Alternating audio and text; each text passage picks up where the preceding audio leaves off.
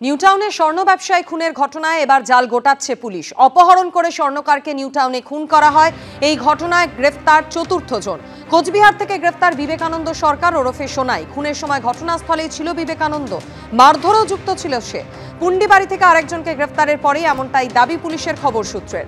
স্বর্ণ ব্যবসায়ীকে অপহরণ খুনে 5 থেকে 6 জন জড়িত সন্দেহ পুলিশের। এর আগেই গ্রেফতার করা হয় বিডিওর কলকাতার গাড়ির চালক রাজু ঢালি, বিডিও ঘনিষ্ঠ উত্তরবঙ্গের ঠিকাদার তুফান থাপা, কোচবিহারের তৃণমূল নেতা সজল সরকার এবং এবার চতুর্থ জনকে গ্রেফতার করল পুলিশ। 28 অক্টোবর দত্তাবাদ থেকে স্বর্ণ ব্যবসায়ী স্বপন কামিল্লাকে অপহরণের ঘটনা। 30 অক্টোবর নিউটাউনে নিখোঁজ হয়ে যান ওই স্বর্ণ ব্যবসায়ী এবং এরপর তার ক্ষতবিক্ষত দেহ উদ্ধার হয়। স্বর্ণ ব্যবসায়ী স্বপন কামিল্লা খুনে নাম জড়ায় রাজগঞ্জের বিডিও প্রশান্ত বর্মনের। বিডিও ঘনিষ্ঠ সহ 3 জনকে জেরা করে অপহরণে যুক্ত গাড়িও বাজেয়াপ্ত করে পুলিশ। নিউটাউনে খুনের পর উত্তরবঙ্গে পালিয়ে যায় এই বিবেকানন্দ, এমনটাই খবর পুলিশ সূত্রে। অভিযোগ মানতে নারাজ বিডিও প্রশান্ত বর্মন, চক্রান্তের পাল্টা অভিযোগ করেছেন তিনি।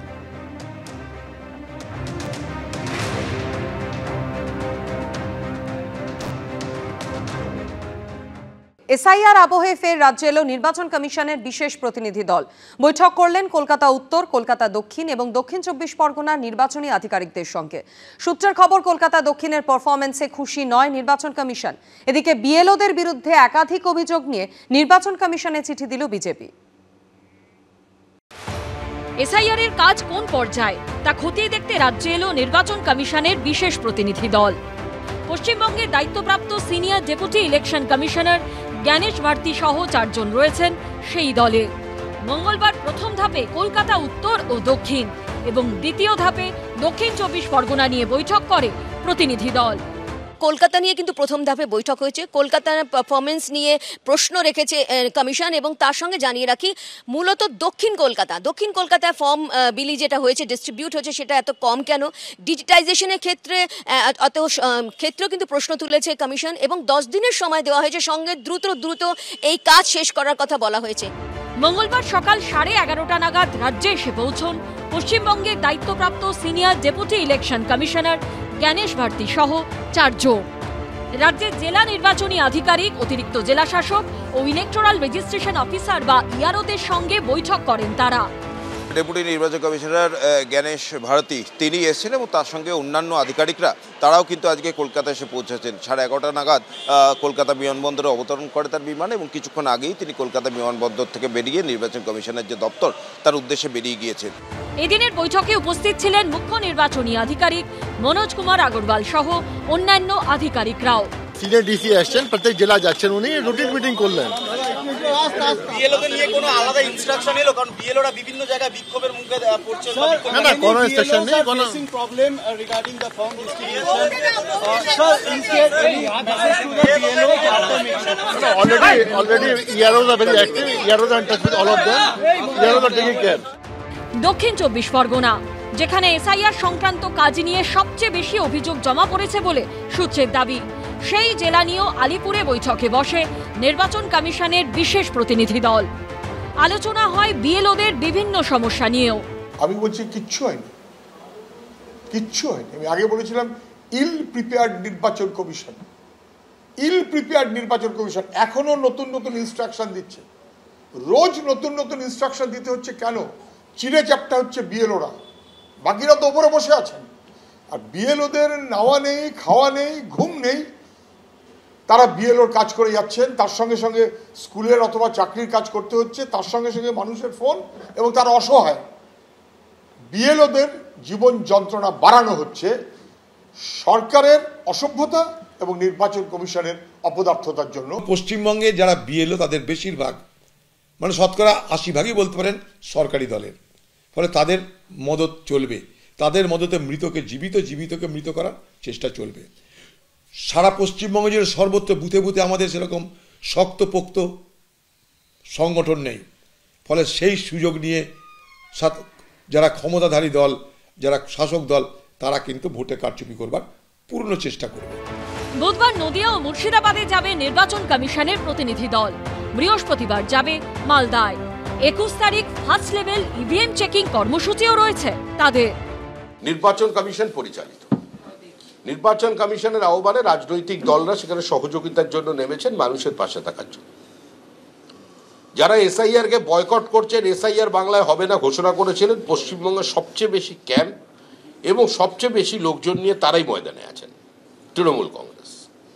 এবার নির্বাচন কমিশন যেটা দেখবেন সেটা বুঝে ব্যবস্থা নেবেন। নিজেদের এই হঠকারী এবং বিজেপির নির্দেশ পালন করতে গিয়ে আমরা আশা করব যারা এসছেন তারা বিজেপির প্রতিনিধি হয়ে আসেননি, তারা বাস্তব সমস্যাগুলো চোখে দেখবেন। নির্বাচন কমিশন বিজেপির দ্বারা পরিচালিত হচ্ছে বলে বারবার একটা ইঙ্গিত দেখা যাচ্ছে, ঘটনাক্রম সেদিকেই যাচ্ছে। ফলে যারা এসছেন তারা বাস্তব জিনিসগুলো আলোচনা করুন। এদিকে কলকাতা পুরসভার 122 নম্বর ওয়ার্ডের হরিদেবপুরে মঙ্গলবার দেখা যায় এই ছবি।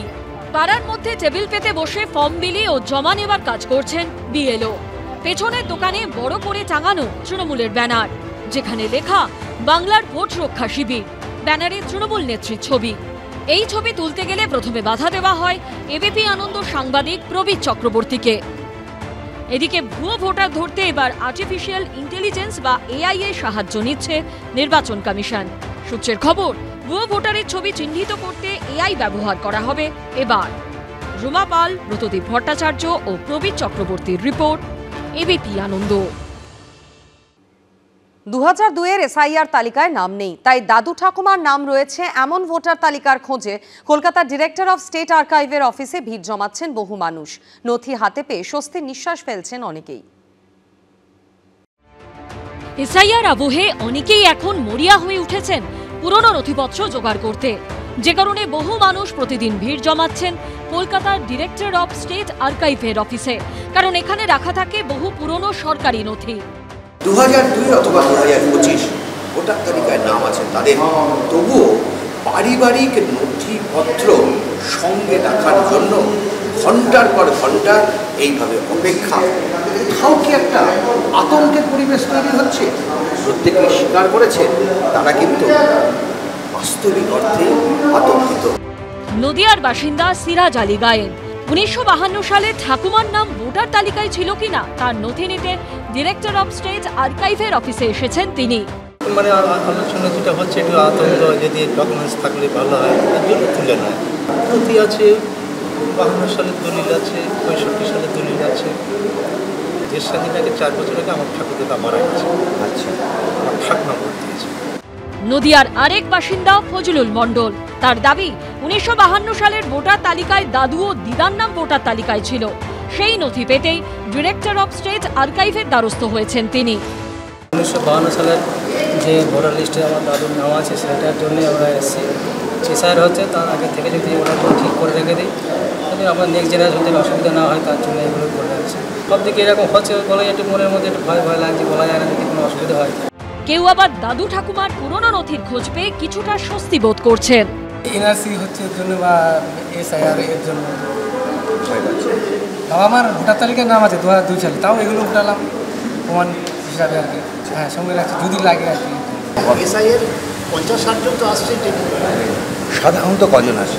সাধারণ লোকদের তো আসে না, যারা ধরুন অ্যাপ্লাই করে গেছে,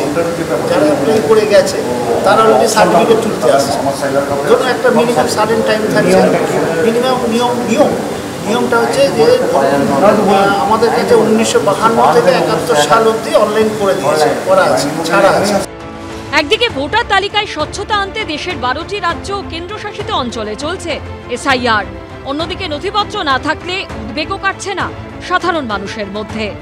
উজ্জ্বল মুখোপাধ্যায়ের রিপোর্ট, এবিপি আনন্দ, কলকাতা। এবিপি আনন্দ, এগিয়ে থাকে, এগিয়ে রাখে।